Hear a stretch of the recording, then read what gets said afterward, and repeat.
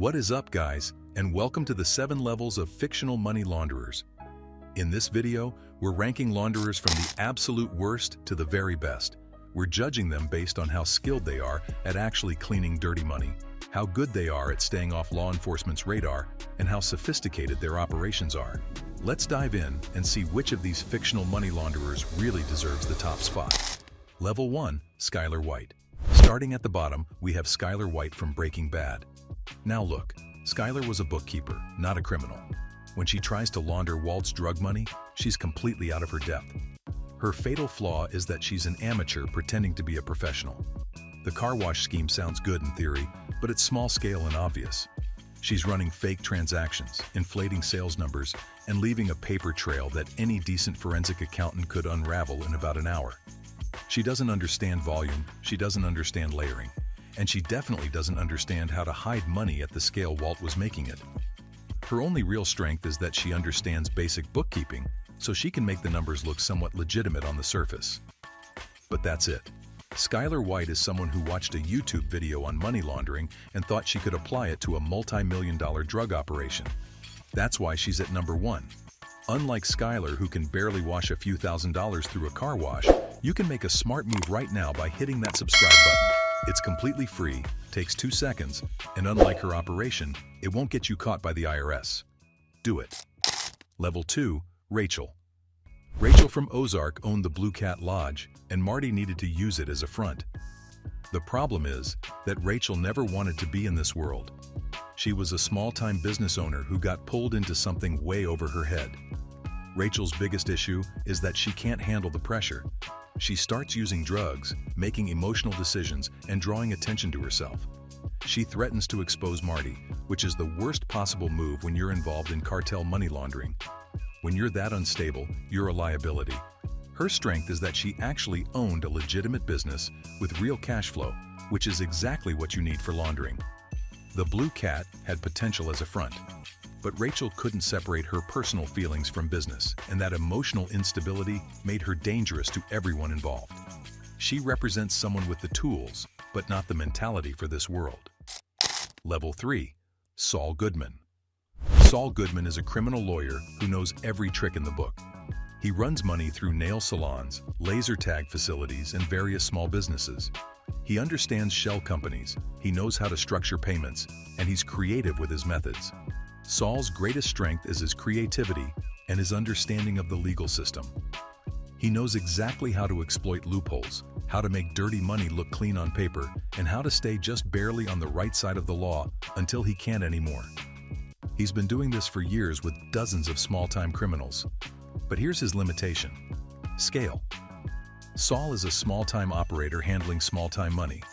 He's washing thousands, maybe hundreds of thousands, but he's not equipped for the millions that someone like Walt was generating. His operations are clever but not sophisticated enough for cartel-level money. He's also way too public, advertising on billboards and bus benches. When you're laundering serious money, the last thing you want is attention. Saul is great at what he does, but what he does is fundamentally limited. Level 4, Helen Pierce. Helen Pierce is the cartel's attorney, and she's a professional in every sense of the word. She understands international finance, shell corporations, offshore accounts, and legal structures that can hide millions. She's cold, calculating, and completely ruthless when she needs to be. Helen's strength is her legal expertise combined with her connections. She knows how to move money across borders, how to structure deals that look legitimate, and how to use the legal system as a weapon. She's not just washing money, she's protecting the entire operation legally. Her weakness is that she's not the architect, she's the fixer. Helen executes the plans that others create. She's excellent at protecting operations and solving legal problems, but she's not the one designing the money laundering systems from scratch.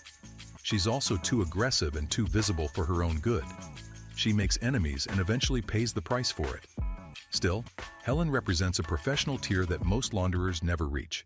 Level 5, Michael Corleone. Michael Corleone took a criminal empire and legitimized it. That's not just money laundering, that's transformation. He understood that the real power wasn't in the illegal businesses, it was in transitioning that dirty money into legitimate enterprises that could generate clean wealth forever. Michael's genius was his long-term vision. He invested in casinos, real estate, corporations, and political connections. He used legitimate businesses to wash illegal profits while simultaneously building generational wealth. He thought decades ahead, setting up his family to eventually exit the criminal world entirely. His weakness was that the transition took too long and cost him everything personally. He also underestimated how hard it would be to completely separate from the criminal world. His past kept pulling him back in. But make no mistake, Michael Corleone's approach to legitimization is the blueprint that every major criminal organization studies. He didn't just launder money, he transformed it into dynasty-building wealth. Level 6. Wendy Bird. Wendy Bird started as Marty's wife but became something far more dangerous. She understood that money laundering at the cartel level isn't just about math and transactions, it's about power, politics, and control. She added the dimension that Marty was missing. Wendy's strength is her political savvy and her absolute ruthlessness. She built relationships with politicians, secured a casino license, and created legitimate businesses that could wash billions. She wasn't afraid to eliminate threats, manipulate people, or make the hard decisions that Marty couldn't. She understood that at the highest level, money laundering requires political protection. Her weakness is that she became addicted to the power. She made enemies unnecessarily and took risks that put the entire operation in jeopardy. Her ambition occasionally clouded her judgment. But Wendy represents something crucial. She understood that the best money laundering operations require more than just technical skill. They require influence and the willingness to do whatever it takes. Level 7. Marty Bird. The absolute peak. Marty Bird is a financial genius who can launder money through any business, any structure, any system. He sees patterns and opportunities that nobody else sees. Give him a pizza shop, and he'll turn it into a multi-million-dollar laundering operation. Give him a riverboat casino, and he'll wash hundreds of millions.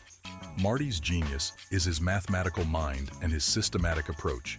He doesn't just move money, he creates entire ecosystems where dirty money flows in and clean money flows out seamlessly. He understands cash businesses, real estate, construction, charitable foundations, political donations, and every other vehicle for washing money. He can calculate risk, forecast cash flow, and structure deals that look completely legitimate under scrutiny. But it's not just technical skill. Marty stays calm under pressure. When the cartel threatens his family, when the FBI investigates him, when local criminals try to kill him, he keeps calculating and finds solutions. He's constantly adapting, constantly building new systems, constantly staying 3 steps ahead. His operation is so sophisticated that even when law enforcement suspects him, they can't prove anything. Every transaction has a legitimate explanation. Every business has real cash flow. Every number adds up. He's meticulous about everything, never leaving loose ends. The only reason Marty ever struggled was because of forces outside his control, not because of flaws in his laundering systems. Marty Bird represents the absolute pinnacle of what a money launderer can be: technically perfect, strategically brilliant, and emotionally controlled. That's why he sits alone at level 7. So there you have it, the 7 levels of fictional money launderers. Let me know in the comments who you think deserves the top spot. And if you haven't already, make sure to subscribe for more ranking videos like this. I'll catch you in the next one.